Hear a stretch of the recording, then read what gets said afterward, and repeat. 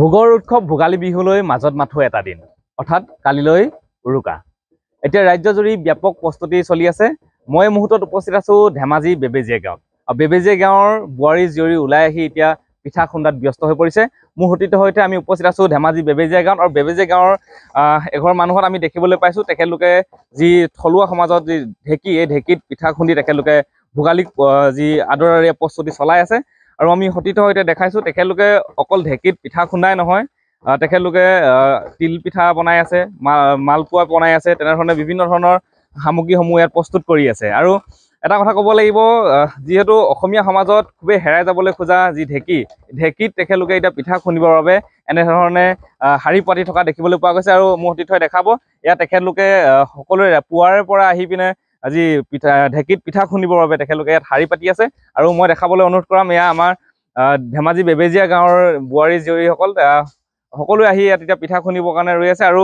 তেখেতলোকে ইয়াত পিঠাও পুৰি থকা আমি দেখিবলৈ পোৱা গৈছে আৰু মই পোনপটীয়াকৈ যাবলৈ চেষ্টা কৰিম অকণমান আমাৰ খুৰী এগৰাকীৰ ওচৰলৈ যে কেনেধৰণে এবাৰ ভোগালীক আদৰাৰ প্ৰস্তুতি কৰিছে আপুনি যিহেতু পিঠা খুন্দি আছে পিঠা কেনেকুৱা ধৰণৰ এবাৰ ভোগালী প্ৰস্তুতি আপোনাৰ ঘৰত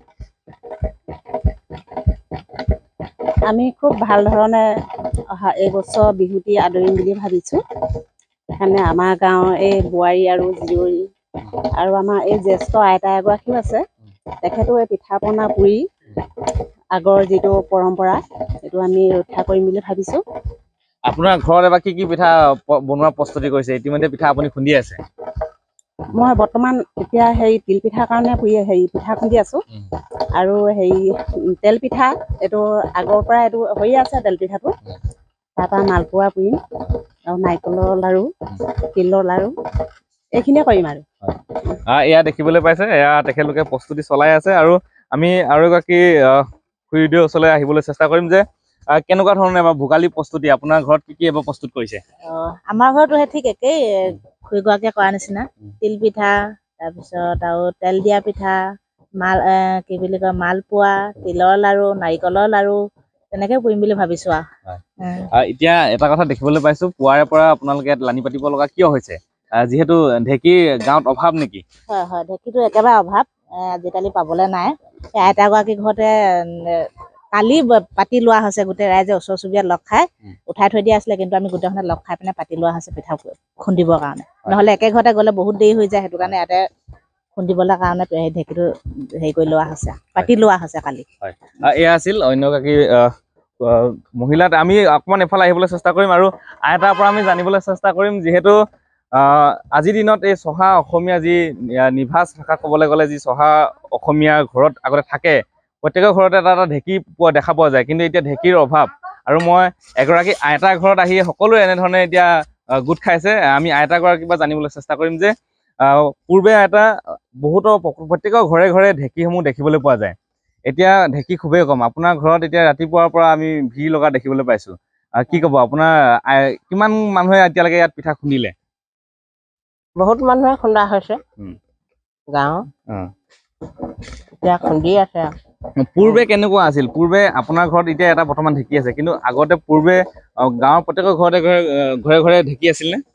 আগতে প্ৰত্যেকৰ ঘৰে ঘৰে ঢেঁকী আছিলে ৰাতি উঠি ধান বানে ধান মাৰিব ধান বানিব আজিকালি আকৌ এতিয়া মিল ওলাইছে ধান মাৰিব নেজানে ধান বানিব নোৱাৰে নৰেন্দ্ৰ মোদীয়ে দেশৰ মেচিন উলিয়াই দিছে সেইকাৰণে পিঠাও খুন্দিব ধানো বানিব এতিয়া মোৰ ঢেঁকীটোতে সকলোৱে এতিয়া পিঠাকেইটা খুন্দিছেহি আৰু এয়া আছিল আইতা আৰু তেখেতে এটা কথা উল্লেখ কৰিছে আজি যান্ত্ৰিকতাৰ সময়ত আচলতে এই ঢেঁকী হেৰাই যাবলৈ খোজা এটা সম্পদ হৈ পৰিছে আৰু এই ঢেঁকীতে এতিয়া পিঠা খুন্দি এনেধৰণে বেবেজিয়া গাঁৱৰ ৰাইজে ভোগালীক আদৰাৰ প্ৰস্তুতি চলাই থকা দেখিবলৈ পোৱা গৈছে আৰু এটা কথা ক'ব লাগিব এই যি আচলতে চহা অসমীয়াসকলে যি পৰম্পৰাগতভাৱে ভোগালীক যি আদৰিবলৈ এনেধৰণে পূৰ্বৰে পৰা যি প্ৰস্তুতি চলায় এয়াও ব্যতিক্ৰম নহয় ধেমাজি বেবেজিয়া গাঁও